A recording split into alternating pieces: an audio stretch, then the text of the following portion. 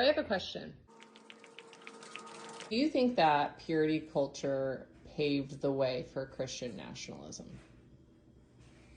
Ooh.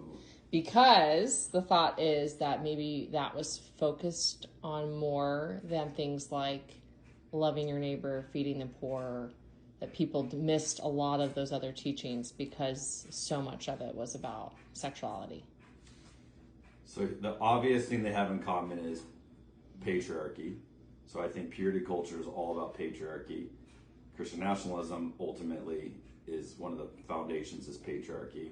And patriarchy is ultimately about power.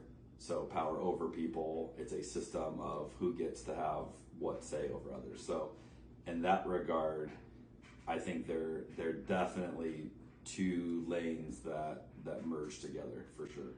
I just think it's interesting for our generation, and I'm curious on how this continues to play out over like the next 10, 20 years. Like, is there going to be a change, or is it going to be just more of the same?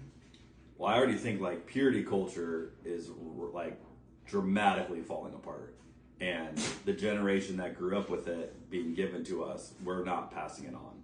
So you have this like smaller minority that's within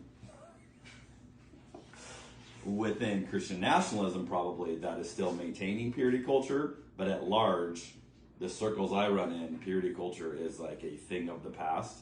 So I do think you're going to have these ideologies clinging to life together, but I think we're watching them unravel, and eventually there won't be enough connection for them. They will fall apart because they're ugly and awful and dehumanizing. I mean, I think that, but then I also feel like people are still, like some of the potential leaders of the future are in concerning circles.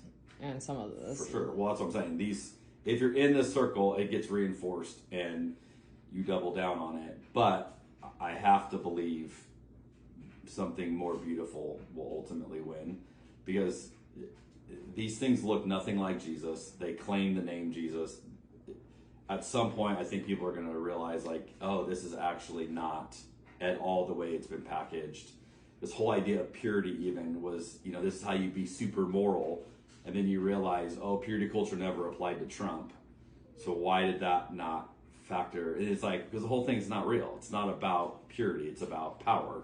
And I've got to believe, and I live in hope, that as more Christians see this as a power grab, more Christians will be willing to change their minds and go the other direction to Jesus.